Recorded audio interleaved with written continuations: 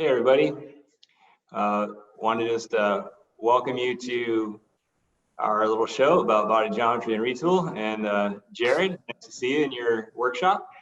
Yeah, thanks, Scott. Yes, welcome everybody. We're happy to be here from our homes, broadcasting to you. We're talking body geometry today. Scott, so good to see you. Thanks for making the time. And for anybody who doesn't know Scott, just a brief introduction. He is the guru of body geometry and fit for SBCU USA. He has a heap of experience, 20 plus years of fit experience. Scott, you were having custom bikes built in the 90s, toying with geometry and really honing in riders and getting them comfortable on bikes in different ways. And you've been with Specialized now for 13 years and you've seen a lot of things, and we've developed a lot of product, and body geometry has really blossomed. And now we have this thing, Retool, and you've been a part of it for a very, very long time. So I can't wait to tap into your pool of knowledge and talk body geometry. Thanks. Yeah, well, thanks, Jared. And thanks everybody for joining us, and hope you guys are out there at least getting on your bikes indoors if you need be, and if you're outside, awesome. Body geometry has been a passion of mine since I started with Specialized, and even long before. Like Jared said, I've been involved in bike fit at retail level for decades, and then over the last 10 years been working with our pro athletes, for Bols Dolmans, for Bora Hansgrohe, and the kind of quick step, and all those types of guys and girls. So it's been a great adventure. And so what I want to do today is kind of give just an overview of what body geometry is. We could have hours and hours of seminars on the details of all the products or fitting questions. So today we're just going to hit kind of the high notes, how body geometry came into being, how Retool ties into that, and get a really good idea of kind of understanding where the product line originated and how it helps riders. So I'm going to jump into a little presentation here, and we'll go from there. All right. Great, Scott. Thank you. I can't wait to see this, and what a time it's been. You have any standout stories? I might put you on the spot here. Any standout stories from working with some of the pro athletes and teams over the years? Oh man, there's a ton. Some of them are probably not super appropriate, but I think one of the things that's most interesting about working with pro athletes, and people always ask me, like, well, what's the difference between a pro and even those elite level riders that we encounter on a day-to-day basis? I think there's two things. One, we have to keep in mind they get paid to do what they're doing, so it's their job. So everything that a pro rider is going through, they have a huge support staff behind them. They have trainers, they have massage therapists, they have physios, they have chiropractors, they have stretching routines. I mean, they are paid just like any other pro athlete. They are paid to be in that type of physical shape, and they have the support to do it. They're not holding down a 9 to 5 all week long and then trying to kill it on the weekends. So that's like one of the things that it's hard for us to, us mortals, to kind of wrap our head around that. And then also just purely time, the amount of time that these riders spend on the bike. When you're spending 5 to 7 hours a day on a bike, even the normal challenges that we have riding a bike, they're exacerbated 10 times, And so if there's something that kind of bothers you on your bike, imagine having to deal with that for 8 hours at a time. And I think that's really the biggest thing. As far as the challenges those riders have, they face the same things we do. They have interesting saddle problems. They have numb feet sometimes. They go through knee pain. I mean, they still have their human body still works the same way ours does. So they have the same challenges. It's just at a different level altogether. I see. That's almost in part counterintuitive to what I may have thought before, which would be, hey, you spend so much time in the saddle, in this position, that you're maybe almost get calloused, and you kind of just get used to it, and maybe they would be less sensitive to the little nuances that you and I may be very sensitive to. But to hear that those problems are actually exacerbated, well, that makes a lot of sense too. Perhaps I was unrealistically hopeful of these superstar athletes just being above that. But glad to hear that. I think that, and we have solutions. Yeah, and I think that's the important thing to keep in mind too, is that all of these challenges that cyclists face, they are kind of universal, and there's a way to approach those, and that's really where body geometry started 20 years ago. And I think that's one of the things I want to point out about what we're going to talk about today is a lot of this is kind of historical, kind of how did we get here, and then as opposed to, kind of where are we going.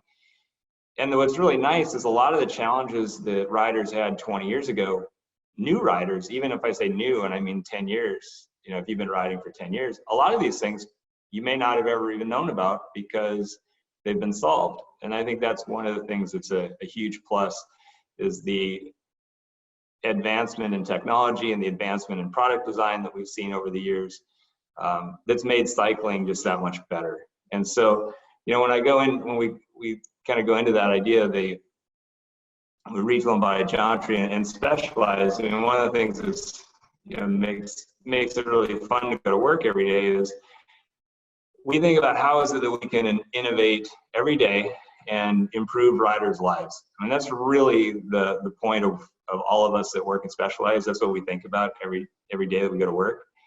But I think that within the two brands of Retool and Body Geometry, there's literally no other part of the company that lives this as purely as the body geometry teams do.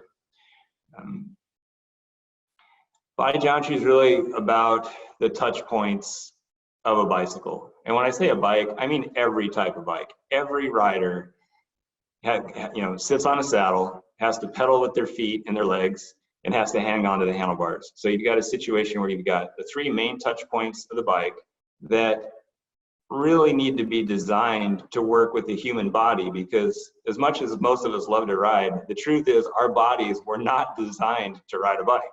Right? It's got to go the other way around. Right? And body geometry, what's really interesting about the way this brand developed is it started out with one single challenge 20 years ago, and that was to address an issue that riders were having with saddles. And we'll get into that in a minute. But what it really gave us was this idea of how do you go about solving a problem? How do you design a product that's actually going to solve specific problems that you're trying to tackle? And then not just say, oh, hey, we designed something we think works, actually proving that it does what you expected it to or what you hoped it to. And I think that's the biggest advantage that we have with body geometry, is the idea that it's built with purpose, for sure. We're trying to solve a problem, but then we go to great lengths to use third-party justification and scientific testing to make sure that what we're trying to do is actually being accomplished. And only then, and I'm the guy that for the last 10 years or so really kind of had that call. If the research didn't line up to what we were hoping it would, it wasn't a body geometry product. And there's, you go down a list of things that didn't qualify as body geometry products because we couldn't prove that they did what they do. So that's kind of the way that we think about body geometry in general. Yeah, gosh, that seems like an enormous challenge to get that verification from the medical field to qualify the ideas that we have. I know I feel like I personally come up with all sorts of what I think would be great ideas to find out, no, not the case. But yeah. It's very true, Jerry. It's really sometimes coming up with the test or designing the testing protocols for the products is sometimes more challenging than designing the product itself. That's absolutely true. So what it takes to be a body geometry product, like how do we know when something is kind of hit the mark? It has to do at least one of these three things. Now there's some of our products like shoes, for example, the shoes and footbed combination, they do all three, which is awesome. But to be branded as a body geometry product, it has to either improve your performance in a way that we can document, so essentially make you faster or more efficient. It has to increase comfort, so we can measure comfort on various relative scales, and that is, there are scientific ways to measure an increase or an improvement in comfort, or reduce the chance of injury. So in some cases, cycling is a repetitive sport, and if things are misaligned in your body or the way you're sitting on a bike, there are potential chances for injury. So we do have ways that obviously we can test for reduction of injury, and even the shoes, for example, have been written up in medical journals that have proved that when your shoe and foot setup is correct and your knee alignment is correct, you can reduce the chance of injury at the knee. So those are the three things that all body geometry products have to satisfy at least one of. Now, Scott, I'm curious, now, in increasing comfort and being able to prove an increase in comfort, are we talking about being able to measure blood flow or pressure points or pressure relief in different areas? Is that how we can quantify a measure of comfort, or are there other ways? Those are all tools that you can use in the way that we measure comfort. So usually comfort where it gets challenging is, what are you comparing it to? With comfort, what we do is we establish a baseline, usually of a product that came before, and in almost every case, we always use our own product. So for example, the body geometry chamois, which we're not going to go into depth in here in this conversation, but for example, one of the things like a chamois in your shorts, how that qualifies as a body geometry product was an increase in comfort. So we absolutely used pressure mapping to understand how riders were sitting on the saddle. Blood flow is not something we used in that particular study, but pressure mapping, absolutely, as well as three-dimensional motion capture. And then using a relative scale, comparing to the chamois that had come before, which was not a body geometry chamois. So we did blind testing. Believe it or not, it's like you can put your shorts on and not know which ones you're wearing. But we did blind testing with subjects in the lab, and they filled out surveys and did perceptions, kind of blind study perception scaling, say like, what do you feel here? Is it more stable? Is it less stable? Do you have bunching or less bunching? And all these different questions that were filled out with them not knowing which chamois they were on. And there was a control groups as well, where you had people who were in the same chamois all the time. They weren't they never actually tried the new one. And over a series of months and working with that test with people at CU Boulder in Boulder, Colorado, we were able to prove that statistically, the new chamois was more comfortable based on the subject's results. Yeah. It's a great story. It seems so simple. Yeah, I know. Sometimes it seems way more simple than it actually is. But, kind of the way this whole thing started, and this is, a little bit of a history lesson, but I think it's still pretty relevant. And it's relevant even in today's world, because for the modern cyclist, this isn't really a problem anymore. And that is, I think, one of the greatest things that's happened in the last 20 years of cycling is that this article that was written in 1997 by Bicycling Magazine. I mean, on the cover of the magazine, it says, "Special report, impotency and cycling. Are you at risk?" And then you open to the article and there's a picture of a barbed wire wrapped around it. I mean, this article came out in 1997, and it was written by a few contributing editors, but Ed Pavalka of Bicycling was actually experiencing erectile dysfunction himself, and he was doing this research along with some medical doctors and people that were involved in this at the time, and he pushed to have this article published in Bicycling, and it absolutely rocked the cycling world in 1997. It was like, wow, if you are a guy and you're riding bikes for significant amounts of time, the chances of developing erectile dysfunction with traditional saddles was very high. And there were actually some other studies that were done in Germany that absolutely linked the incidence of erectile dysfunction with cyclists in every age group. I mean, they had over 5,000 subjects that were tested, and in every age group, I think they were like 5 or 10-year divisions, the chance of ED was twice as high as non-cyclists. So, I mean, when we think about this over 20 years ago, there was a correlation between cycling and ED. And the science, there's a lot of science that goes into why, and we were able to test blood flow and understand how blood flow is moving through the tissue in men. And essentially, by restricting blood flow that was getting to the soft tissue and into the organs of the male cyclist, there was tissue damage over time that resulted in internal scarring, which is what resulted in ED. And like I said, the cool thing about this is if you talk to urologists today, in fact, I just watched a video on GCN earlier this week, and they have a urologist on there, and they said cycling is not linked to erectile dysfunction. I was like, yeah, that is fantastic because of the designs of saddles today and the way people ride, people paying attention to bike fit. You know, to think about this as a problem that we don't have anymore is really cool. But it's also not to say that it wasn't a problem that didn't exist in the past. You know, this would be, you know, kind of akin to, you know, the world we live in today.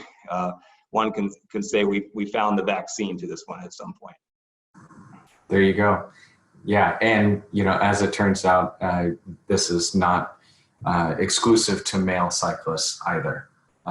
You know, blood flow, discomfort, pain, and things, and we can get into that later with some different products and things that have since come out. But I'm sure that this article at the time in '97 dealt a hard hit to the cycling industry, but everything's it really disruptions to get some good things, right?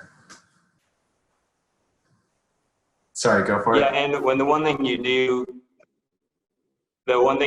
you mentioned that is key, the male issues were much easier to measure. Women absolutely were having problems at the same time with saddle design. It's just that the symptoms were not as easily measured or as noticeable, and in some cases probably reported. So it's when we talk about this time period, it sounds very male oriented, but the reality was that was really the only, with the technology we had, that was the only way. It was much easier to measure what was going on in guys than it was in women. And you're right, in the last couple of years we've solved a lot of problems for women riders as well. So the very first body geometry saddle came about after a gentleman named Dr. Roger Minka read this article. And Roger, he was an MD who was also very, very skilled at designing ergonomical designed saddle, or not bike saddles, but seats. He designed airplane seats for fighter pilots. He understood how the body reacted under different loads. And so he read this article and he got thinking about it, and knowing the anatomy of the pelvis and understanding kind of what was going on, he basically said, well, this doesn't seem that hard to solve. So he went into his garage, and this is a true story, went into his garage and he got some bike saddles and he started cutting them up and duct taping them back together and using his X-Acto knives and scalpels, and he carved up a couple saddles. And he just sent them to Bicycling Magazine and said, hey, for those riders that are having some problems, I made these prototypes and just wanted to see what you thought of them, like give them a shot. And the results were that the editors, and especially Ed, the one that was in charge of writing this article, he was blown away. He was like, this, you guys, you're on to something. There's something here that absolutely could make a difference. And Roger, that wasn't really his plan. He was just trying to help these guys out. So, the way this whole thing started was super organic. It wasn't like at some point in time we went and said, oh, let's create this brand of body geometry products. It really came just from solving this rider's need with Roger. So Ed said to Rogers, I think if you were going to ever try to commercialize this saddle, there's one company who'd be probably the company who could do this, and particularly one man, Mike Sinyard, that would be open to this. So Roger and Mike ended up meeting and talking, and they talked about this saddle, and Mike was like, yeah, let's try producing this. Let's see what happens. So by 1999, the first body geometry saddle came out. I would imagine that there's people on this call that probably had that saddle at one point in time. And you got to remember that over 20 years ago, this was a radical departure in the way saddles looked. But it also became one of the best-selling saddles over the next 2 years in the history of saddle sales. So that was, you know, we knew we were onto something. And that is really how body geometry started for Specialized. All right. Yeah, this thing was a real showstopper. I was just starting working in bike shops at retail at the time that saddle had hit the market, and it changed everything. Absolutely. Yeah. But here we are today. Yeah. So the evolution, you know, from one saddle to many was pretty natural, because obviously a lot of us ride in a lot of different ways. So the first saddle, the idea was to cut a wedge in the saddle and relieve the soft pressure, or the soft tissue pressure on the soft tissue, on the nerves and the arteries. And then that idea just kind of started to expand. It's like, well, we know some riders sit more upright, some riders ride more aggressively, some riders are going to be riding mountain bikes. And so we started to adapt the idea of the channel and then eventually the cutout into every saddle we make.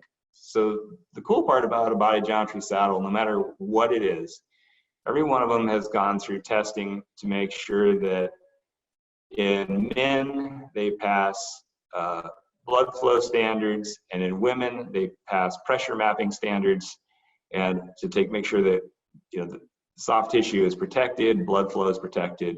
And it doesn't matter if it's an upright comfort saddle or it's a saddle that's on a pro tour bike, they all have to pass that same standard in the way that they're designed.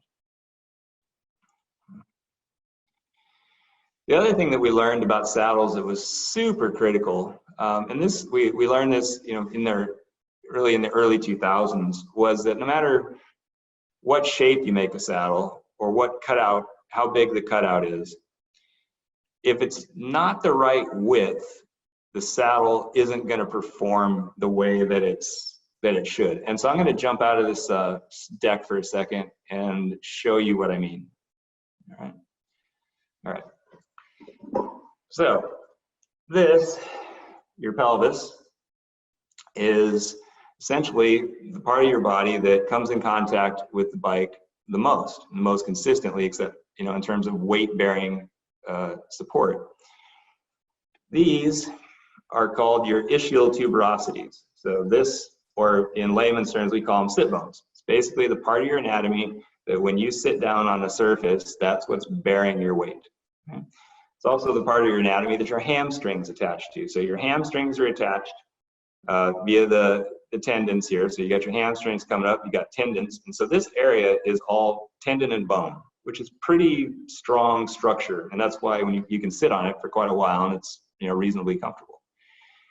As you roll forward on your saddle, you have nerves and arteries that run along these pubic rami. So your main nerve and your main arteries that are in your perineum, they run along these bony premonitions. So when you think about a traditional saddle that was very round and domed, that literally sat right into those arteries and nerves. And the farther you rolled forward, especially if you look at it from the side, eventually you just pinched everything off right at the pubic symphysis.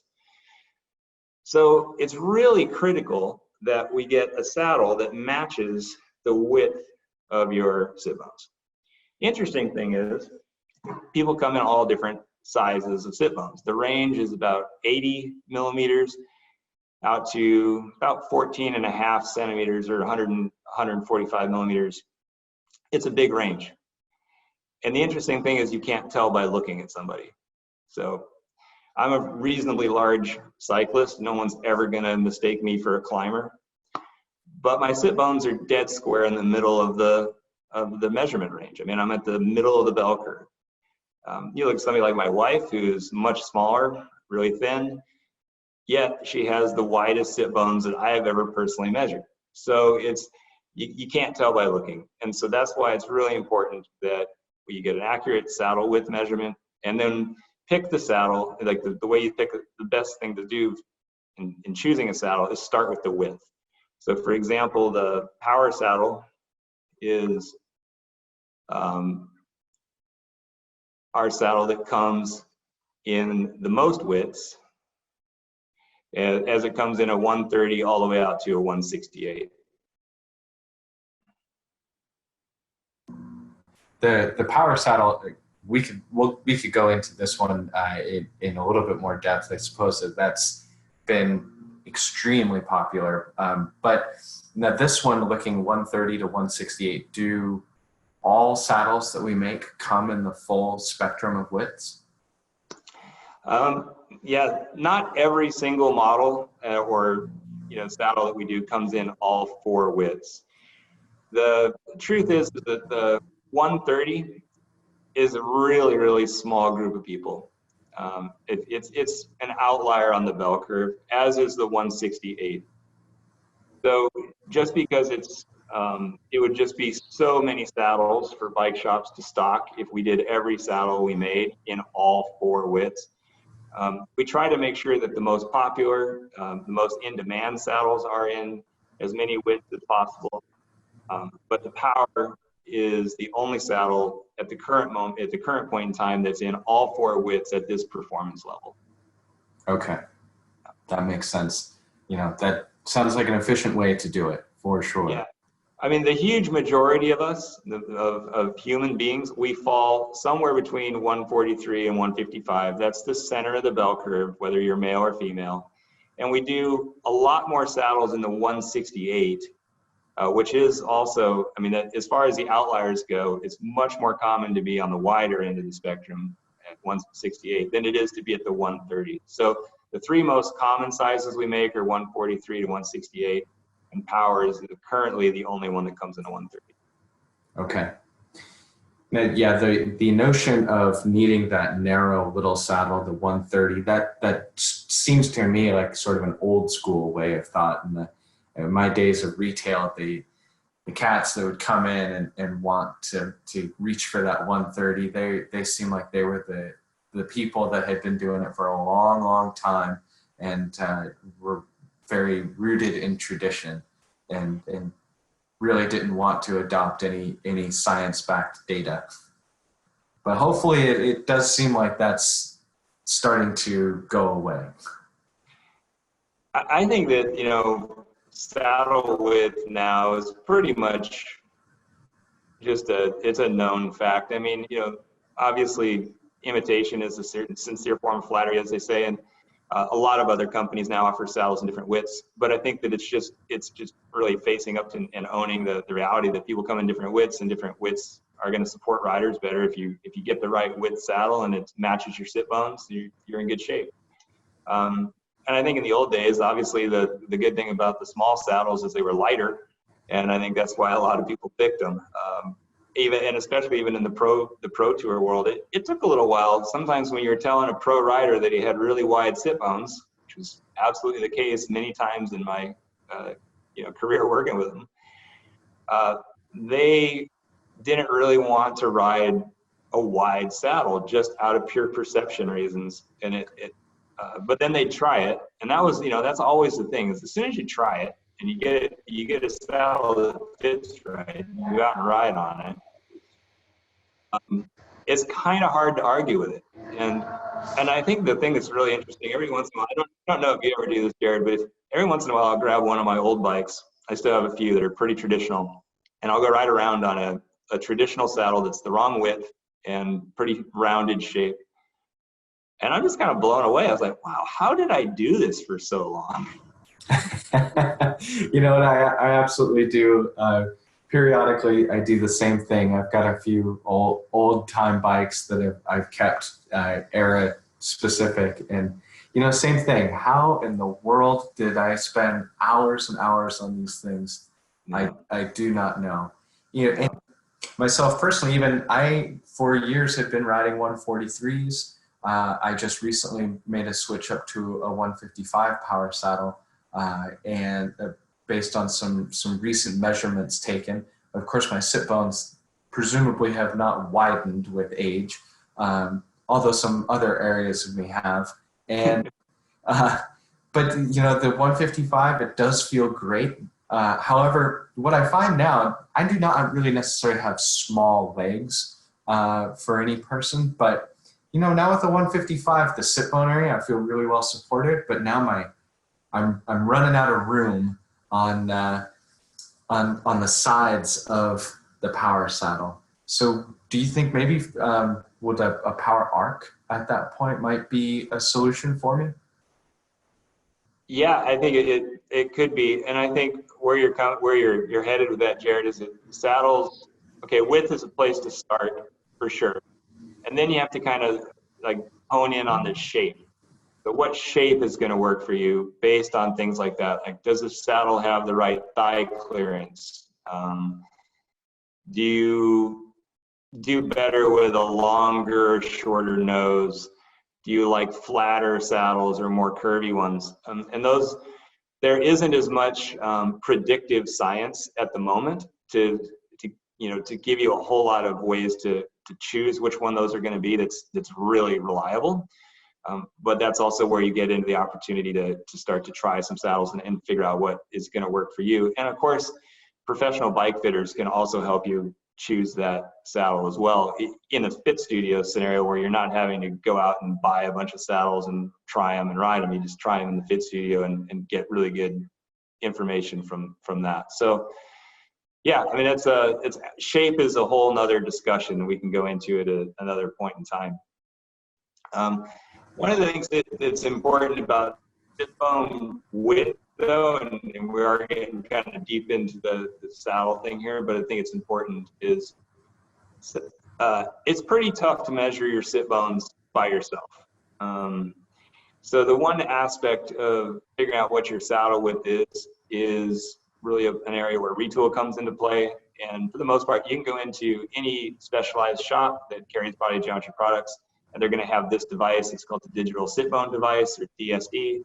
And this is a electronic pressure. It's basically a pressure map. It's a one-dimensional pressure map. And when you sit on it, it will literally show you your ischial tuberosity distance, the distance between them, and give you an accurate measurement of your tuberosity width right down to the millimeter. That's incredible technology. And this thing has evolved considerably over the years. I think I recall ones maybe just out of foam initially. Maybe there were some with some gel in there, something that would leave some impressions. And but this is really neat. There we go. So that is what we would look to see. That's the width of our sit bones there. That's what that pressure map gives us.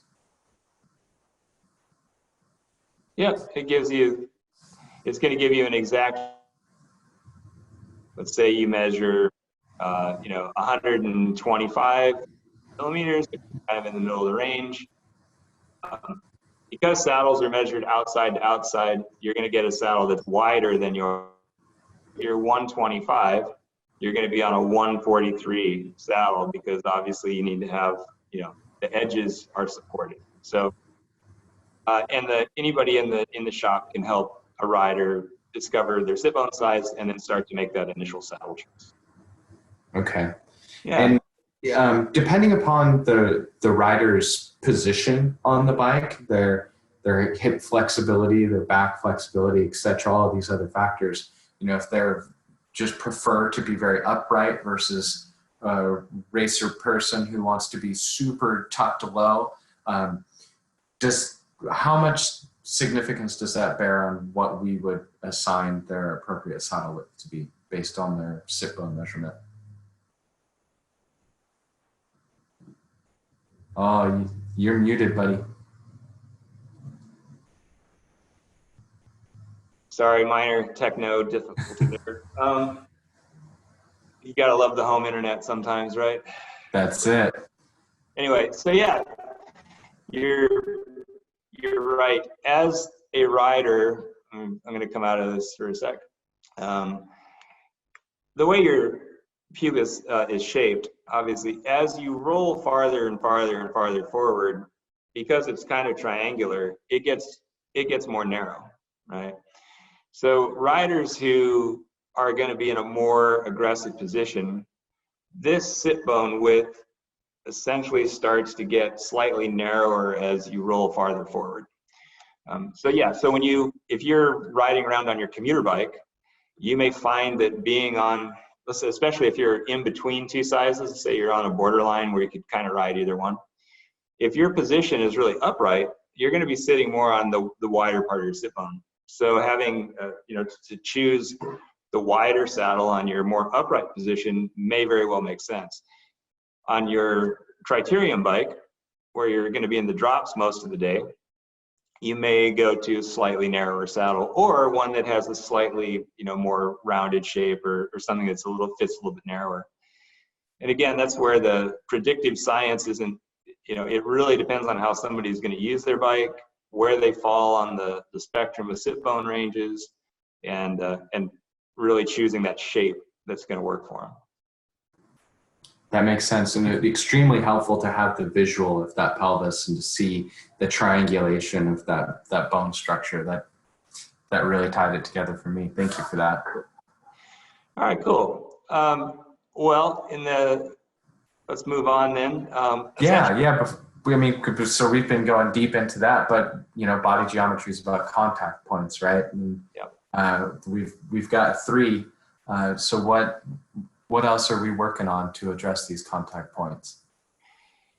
Well, the next one is the hands, and I think when I talk to riders in in the fit studio, or even our pro riders, one of the single most common complaints is hand numbness or hand fatigue.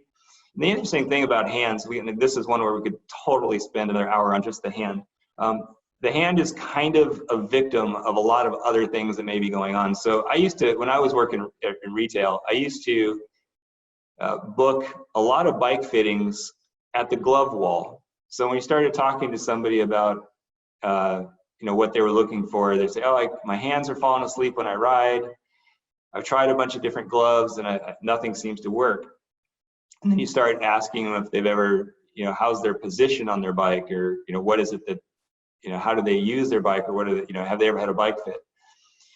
And the truth is that if you have a position that is set up incorrectly, to where you have an inordinate amount of weight on your hands due to the position of your bike and the setup of your bike, there's probably not a glove in the world that's going to solve that problem. So the first thing that we want to do when we're dealing with hand issues is the rest of the position appropriate for the way you're using the bike? Once it is, then we can start to look at the products a little bit differently. And there's really 2 defining things that are happening with your hand if you're experiencing hand numbness. And you kind of have to figure out a little bit which one's going on with you to know which solution is best. In your hand, obviously, it's a super complex structure, lots of nerves, very, very fine muscle and motor skills. And the 2 things that can happen to your hand, one of which is the most common, is what we call ulnar neuropathy. And your ulnar nerve is the red lines in this picture, and that is the nerve that runs on the outside of your hands and then goes into your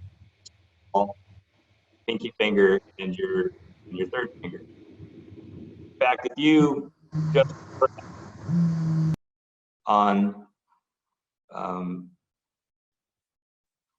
just press on your hand here long enough, you'll start to feel these fingers start to tingle. And I would imagine anybody that's ridden a bike for any amount of time has probably noticed at some point in time getting some numbness in those 2 digits. And that is caused by pressure occurring right in this part of your hand. The original body geometry gel glove is the glove that protects that aspect of the hand by providing really strategically placed padding that alleviates and disperses pressure on the nerve. So that's one way of solving it. The second way, or the second thing that can cause hand numbness, is circulation. So, you need to have blood flow to all these muscles for them to work properly. And the thing that's really interesting about your hand is that you have an arch in your hand, just like you do in your foot. And you have all these little veins that run through that.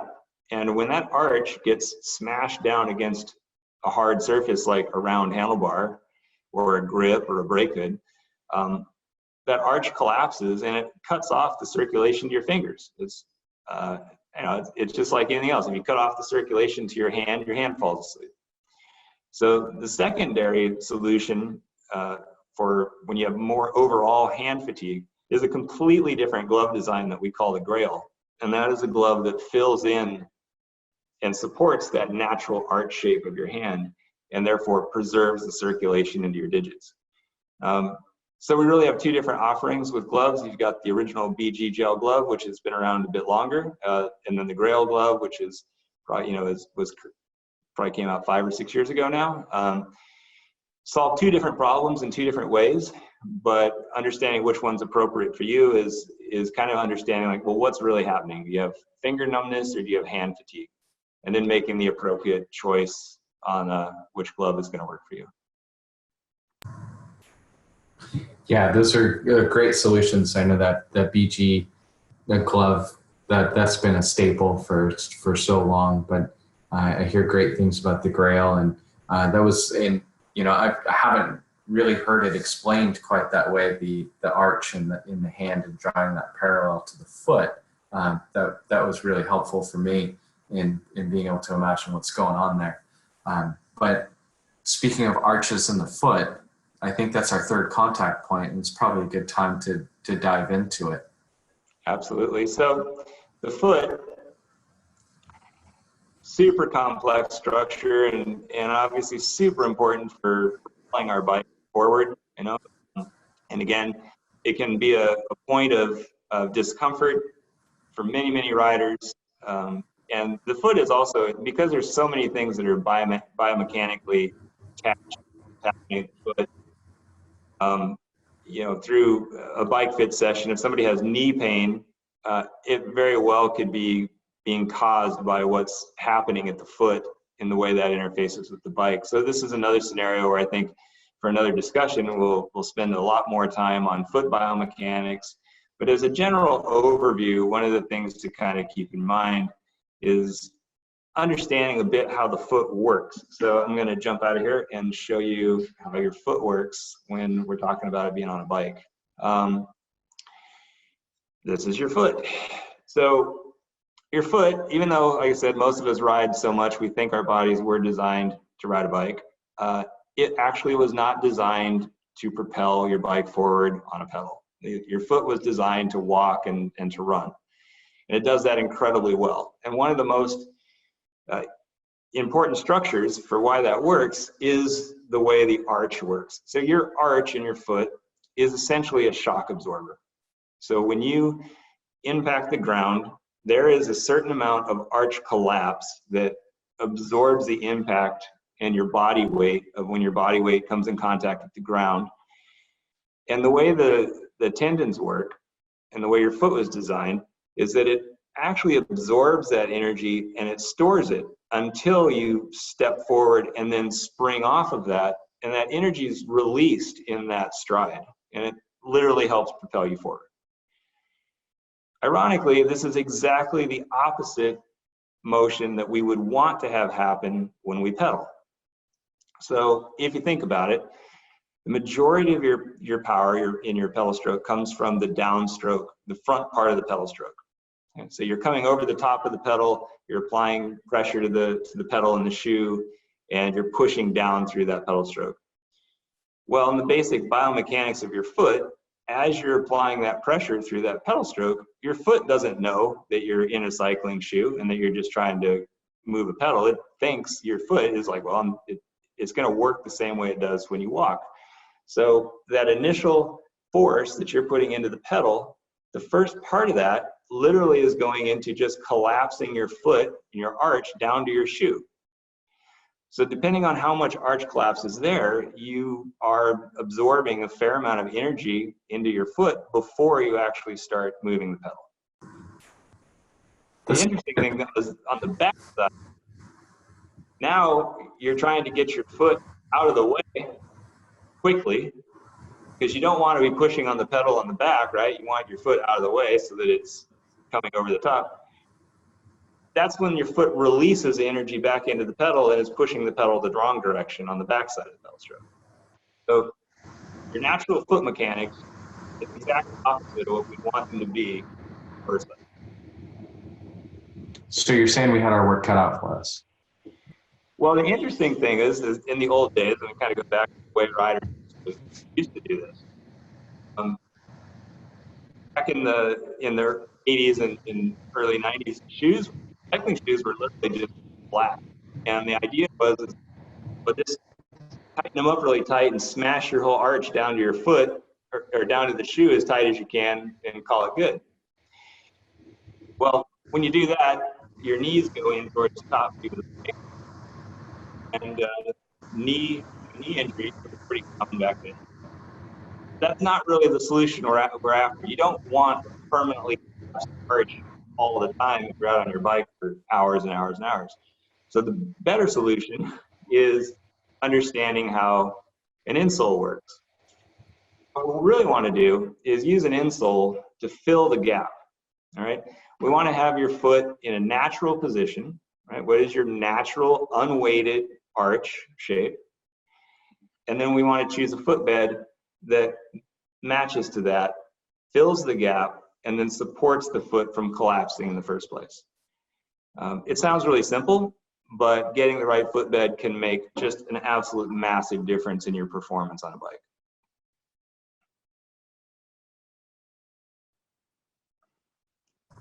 With that, I just got a question here from Nicole. She was saying she gets hot spots under her toes on big rides. That's something I think any cyclist is or would be familiar with. Will this arch support help that, or do we have some other tricks up our sleeve to increase circulation and load displacement? Well, there's two things that you can think about with arch support. So there are people who have a pretty rigid arch where maybe just by the nature of their own biomechanics, that arch isn't really collapsing very much, which is a good thing. Means that they don't necessarily need the support to hold their foot in a more neutral position. However, like what Nicole just asked, it's very likely then that person is only contacting the sole of their shoe under their big toe, under their little toe, and maybe more in the heel, because that arch is literally not coming in contact with the shoe. So as that rider is putting power down through the pedal, they're not coming into contact with the shoe very much, so that their pressure points are really, really high. So another way you can think about arch support, even if you don't have a lot of foot collapse, is pressure distribution. So if I take, again, a footbed and I match the contour of my natural arch to where I have a good amount of contact over the entire surface area of my foot, I'm going to be really likely to disperse those hot spots over a much greater area. And the other thing that's interesting about a body geometry footbed, your foot, you actually have two arches. Everything, when somebody talks about the arch, they're usually talking about the large arch or the longitudinal arch, which is the one that goes the length of our foot. There's also one through the metatarsals that we call medial arch. And that means that we also have a little bit of an arch support built in going across the toes to make sure that the metatarsals are not collapsing and getting crushed into each other. And that can also make sure that you're dispersing hot spots across the front of the foot. Okay. Yeah, there's, wow, so much tech going in there. That's awesome. Now, we have multiple arch supports for different people. We have the digital sit bone device. What are our methods to measure arch height for folks? Well, the good thing is arch height's a little bit easier to measure than sit bone width because we can actually just see it, which is nice. The technical way to do it is if you go into a shop, you're going to find a device that's really similar to the digital sit bone device. We call this the DFD, which is a digital foot device. And it's another pressure plate. So we're going to put your unweighted foot on the pressure plate. And much like the sit bone device, we'll see up on the screen, we're going to see the shape of that person's foot and where they come into contact with the arch, or with the arch comes into contact with the plate. The things we're looking for are kind of this range of where somebody at the top, which is in a green footbed, which is in our highest, is where you really don't see much arch contact at all. And then most of us, about 80% of the population, falls into the blue category. That's pretty, kind of medium shaped arch. And then there's those folks that really just don't have much of an arch at all, which are going to be into the red footbed, which is our flattest of footbeds. We also offer a custom footbed. So there's the body geometry custom footbeds, which can be done at Retool Fit Studios for people who fall outside of either one of these realms. The other thing too, I mean, with footbeds, this is something you can look at yourself. I mean, most of us are pretty comfortable if you sit, just sit down in a comfortable position with as little a weight on your feet as possible. So like the way I'm sitting on right at this point in time, if I were to just take the weight off of my foot and look down and say, okay, do I have a decent amount of space under my arch? Do I have a medium amount? Or do I just have, Fred Flintstone feet? It's just, you can pretty much self-select in a lot of cases on which footbed is going to work for you. Okay, and now if I totally botched this, what sort of experience might I find when I go out and ride? Most people will experience that if you've had not enough arch support. The interesting about not enough arch support, a lot of times it's going to transfer up the body. So arch support is really key in terms of knee alignment. And so if you are having knee pain, especially on the inside of your knee, so the side of your knee that's towards the middle, the medial side, that's potentially actually a footbed problem, potentially. If you have an arch, a piece of arch support that's too high, I think a lot of us have experienced this even when you're buying just even regular shoes. If you put your foot into a shoe that has an arch that's too tall, it's just almost instantly uncomfortable. So I don't worry too much about most people picking arches that are too high for them, because most of us, as soon as you put your foot on it, you're like, nope, that's not going to happen, or it feels like you got a golf ball under your arch. But having too little of support is actually pretty common, and it can create other problems up the kinetic chain. I see. And then our shoes all come with a blue footbed? You would think that they would, wouldn't you, right? Since that's the most common size. And the interesting thing is that they don't. They actually come with the red footbed or the equivalent. And I actually have one of those. If you pick up a body geometry shoe out of the box, you're going to find it has potentially just a black footbed in it, or maybe a color coordinated footbed to the shoe that it came in. Every shoe that we make, the footbed that's stock in the shoe is equivalent to the red contour. People say, well, okay, so that must just be a great ploy to sell more footbeds, since most people fit into a blue. The truth is that long ago, when body geometry shoes and the footbeds were first put out into the world, we sold them with essentially the blue contour. But what was interesting is most people, when you put your foot into a shoe, if you're not used to having more arch, they went, oh, that's not comfortable, I don't like it. And as a result, they ended up not liking the shoe. So what we found and what riders told us over the years was, I'd rather start small and let me choose the appropriate level of foot support than you trying to guess what I need. Because sometimes riders are just, if you put your foot into a shoe that has too much arch support, your brain just says, nope, that's not comfortable, and then you just don't like the shoe. So that was what we were trying to avoid by making sure that we start easy and let everybody just tune up from the base. Okay, great to know. Yeah, this sounds like the first time I tried on a very high-end road kit, a very high-performance kit that really was designed specifically to be in a riding position. When you try something like that on in the dressing room or what have you, and you're standing up, it's really not very comfortable. And so you immediately go, wait, how much is this kit? And this doesn't feel right until, oh, wait a minute, let's get in position here. And then everything just sort of falls in place. And I go, oh, I see what's going on here, but a little counterintuitive. Yeah, it absolutely can be, for sure.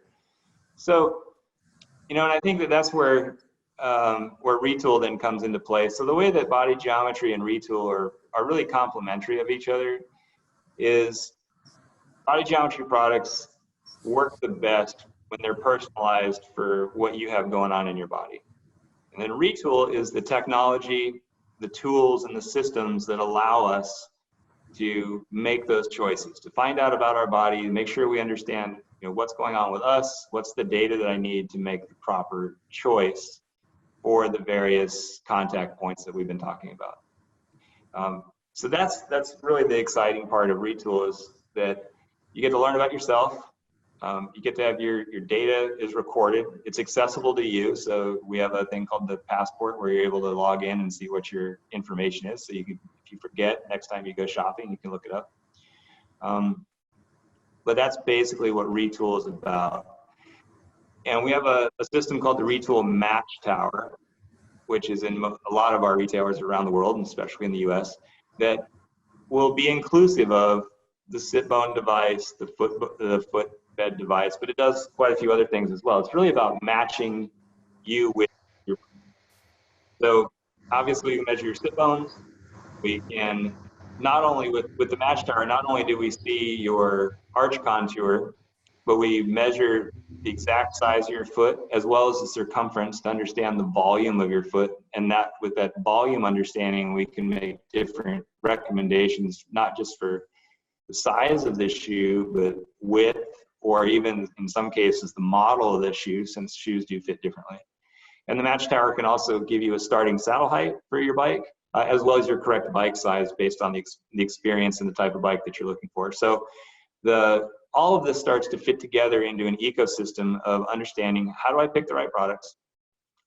What is it about my own body that I need to know to choose those products? And then how does it all kind of fit together into the way you're going to ride your bike? Scott, this is an incredible piece of technology. And, it seems that it's always been relevant. And even if there is a way, even more so in today's particular climate, with lots of potentially new riders, coming in or getting back into the sport after a long time off, and maybe we have a little bit more time, and we're seeing a lot of people come back to the sport that may not know where to start. That seems like just such a powerful tool to get people pointed in the right direction from the beginning. Yeah, that's so true, Jared. I think about all the years I've been riding a bike. I've been riding a bike now for over 35 years. And, I think about all the riders that I've known throughout my life at retail. I mean, anybody of us that's worked in bike shops, you see riders who come in and they're super pumped about riding a bike, and they get on a bike. And then it's, we've all had this experience. We never see that person again. We're like, well, what happened? They bought a bike. They were super excited. And then, we've never seen them come back into the store.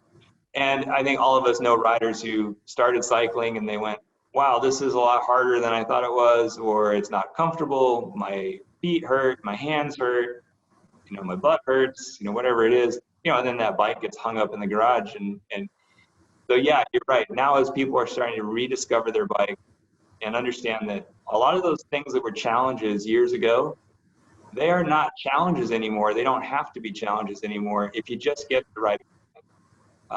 And, so when you get that bike out of the garage, just by getting on a saddle that's the right width or having the proper amount of arch support in your shoe, it can transform your ride. It can turn it into something where you go, wow, I thought cycling was really kind of meant to be miserable, and now it's fun. And that's something that it's also, I really want to emphasize for people. Just cycling should not be painful. You know, it can be tiring. It can make you feel, you know, like you had a good workout. You should feel tired and those types of things when you're done with a ride. Those are the good types of pain that we talk about. But when you're talking about pain, like my knee is killing me, I can't walk, or my feet are killing me, those things shouldn't happen. And if they are happening, they can be fixed. So I think that's one of the things that's just really important to understand, is the whole idea of suffering on a bike like we used to years and years ago. You just don't have to. In fact, you shouldn't be suffering. Great point. Yeah, that's a very important distinction. I hope more of us can learn to adopt sooner than later. Yeah. So just one final kind of closing note on here. So we've talked a lot about the products and retool and match and choosing products. And we'll close out on this with the idea that choosing products is a starting point. Getting those to match your body, super important. And those are going to go a long way in improving your cycling. But just to be aware that within the retool ecosystem, the kind of the ultimate service that's offered is a retool fit, which is a really personalized, 2 to 3 hour session with a fit professional. And we learn about your body, through flexibility ranges, strengths, capabilities, how you're going to ride the bike, and then spend quite a bit of time with that rider actually on bike, either their own bike, or in this case, an infinitely adjustable bike, with 3-dimensional motion capture where we can record every change that's been done. And ultimately, this becomes the, kind of the paramount, the end all be all. This is what we do with all of our pro riders at their pro tour team camps every year. But this experience can be had at any retool studio around the country. Again, incredible technology. Now, of course, in today's particular climate, fits are pretty hands-on, maybe difficult to accomplish while being socially responsible. So we would maybe advise people to just strictly adhere to what their local government dictates for their safety precautions, of course. Maybe you could word that a little bit better, but still, yes, the fit, this is going to be the end all be all. And with this, and just the information that we're able to capture from doing these fits, does this inform further product development and kind of allow us to better understand the relationship between the human body and the bicycle? Yeah, Jared, that's you're so right on with that. There's two pieces. I mean, yeah, you're absolutely right. The bike fit right now, it is a pretty, kind of intimate process that goes on. So obviously shops and riders and fit professionals are going to have to work through that in their, however the social distancing piece of this is going to work in the future. So that's something that's going to be evolving and ever changing, I'm sure, throughout the country for the next bit of time. But yes, you're totally correct in terms of the product feedback. One of my favorite pieces of this is just thinking, even just to pick one thing. The 168 millimeter saddle is a relatively new size for us. And there were a lot of riders, including I mentioned personally, my wife, is the widest I've met. She never had a saddle that fit. All of her saddles, and even the widest ones that were made, were too narrow for her. Told people that we needed a 168, or we needed a wider saddle, especially as a performance saddle. Everybody thought, no way, that's way too wide. That's a cruiser saddle. But because of the digital sit bone device, measuring tens of thousands of sit bones around the world for performance riders, it was super obvious, like, wow, we have this large group of riders that are not being served. We don't make a saddle wide enough to fit them. And so that absolutely influenced the way that we could design and develop product. But yeah, all of this information goes back to how do we rider ethos, how we work, and tool and specialized work. How can we use this information to build better products for the rider moving forward? Incredible. Yeah, no, thank you for clarifying and telling that story. That was very powerful. But you know what, we got a little carried away here. The conversation has flowed along pretty easily, so thanks for that. But we're a little bit over time, and I think we've answered the questions that we had in queue as we've been kind of rolling along. So I will bid you farewell for now. All right. Well, Jared, it's great seeing you. Thanks everybody for tuning in. Yeah, thank you. And hit us with some questions or comments. We're going to share this recording on Facebook and on ideally the SBCU YouTube. So if we've touched on anything that is really interesting that you'd like to know more on, we will be doing these certainly more. We're looking for once a week, and many of these topics, like Scott said, can be elaborated on deeply, and we have weeks of material here. So anything that you want that comes up that we can touch on later, we'd love to do that and help you out. So thank you for hanging out with us. See you later, Scott. Appreciate it.